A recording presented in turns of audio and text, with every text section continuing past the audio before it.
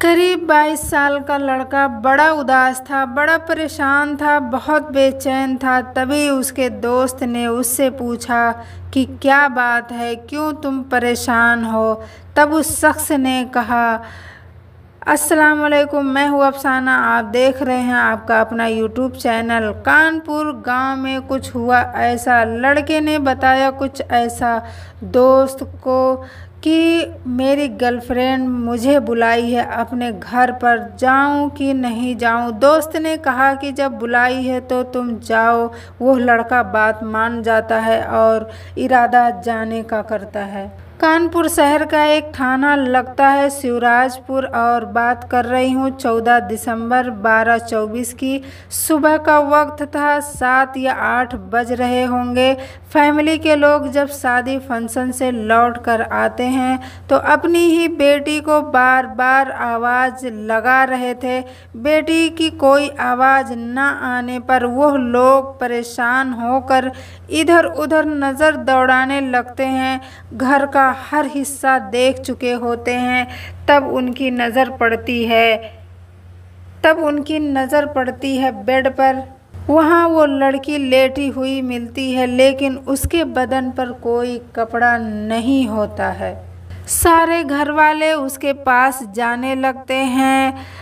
तभी जेंट्स पीछे हट जाते हैं, क्योंकि उसके शरीर पर कोई कपड़ा ना होने की वजह से। तभी उसकी माँ सामने आकर उसे उठाने लगती है, उसे जगाने की कोशिश करती है। तभी उसे यह एहसास होता है कि उसका शरीर तो बिल्कुल बेसुध है। इसका शरीर ऐसा हो चुका था कि हाथ हिलाओ तो हाथ नहीं हिलते, पैर हिलाओ तो पैर नहीं हिलते। वैसे बताया जाता है कि मरने के 8 घंटे बाद इंसान का शरीर अकड़ जाता है, उसमें नरमी नहीं रह जाती है, क्योंकि खून का दौड़ना बंद हो जाता है। मरे हुए इंसान को अगर 8 घंटे हो गए मरे हुए तो उसके शरीर का शेप जिस हालत में थी वैसे ही रहेगी। बेटी की इस हालत को देख पूरे घर वालों की आंख खुली की खुली रह जाती है। उसकी ये हालत देखकर पूरे घर वाले रोने लगते हैं। रोने की आवाज़ आसपास के लोगों के पास भी चली जाती है। आसपास के लोग ये आवाज़ सुनकर भी आ जाते हैं और उन्हीं में से कोई एक पुलिस को फ़ोन करके बुला लेता है। घर वालों को भी लग रहा था कि ये आम बात नहीं है कि बिना कपड़े की पड़ी हुई बेटी, वो भी मुर्दा। इसी बात को जानने के लिए आती है पुलिस। ये लड़की क्लास 12वीं की छात्र होती है और करीब 17 साल की उम्र होती है। घर वालों से पूछा जाता है कि जब ये हादसा हुआ आप सब घर के कहाँ थे।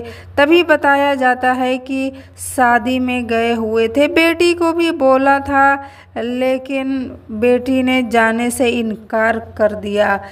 किसी की भी ये समझ में नहीं आ रहा था कि अगर मौत हुई वो अलग बात है, लेकिन शरीर पे कपड़े क्यों नहीं है, कुछ तो हुआ है।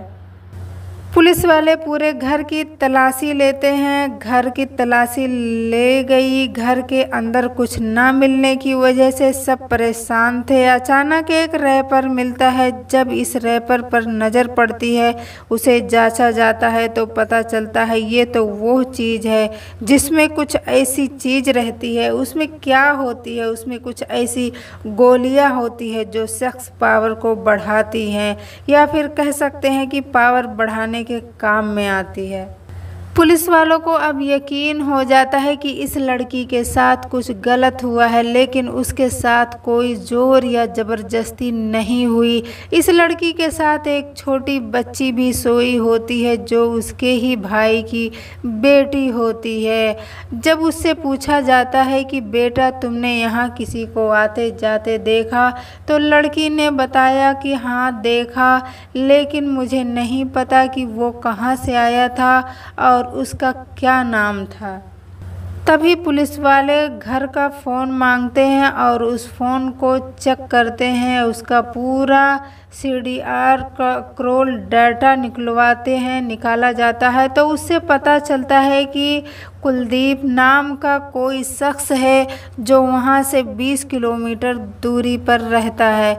इस गांव का नाम है नेवादा।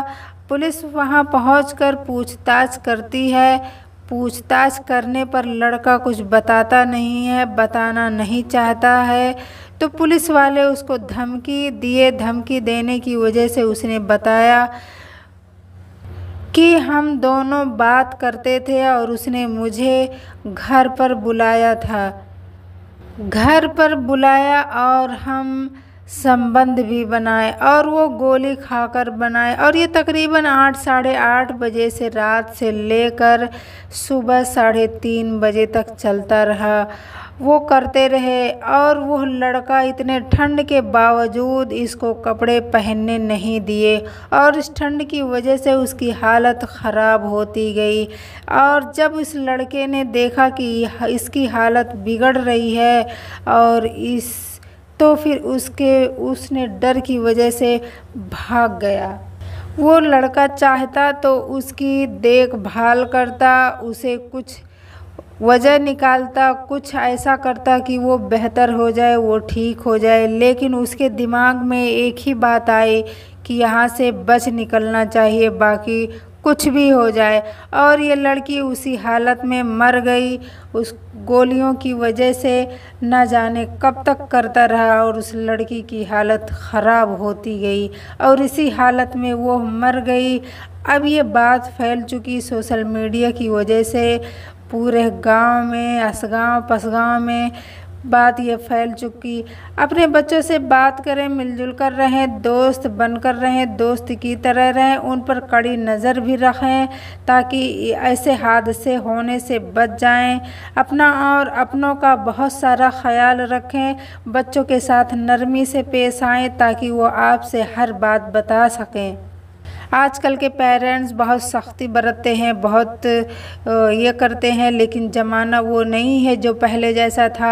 आजकल के बच्चों को अलग तरीके से हैंडल करना चाहिए, अलग तरीके से समझाना चाहिए, क्योंकि आजकल सोशल मीडिया का ज़माना है, नेटवर्किंग का ज़माना है। बहुत सारा ख्याल रखें। अस्सलाम वालेकुम।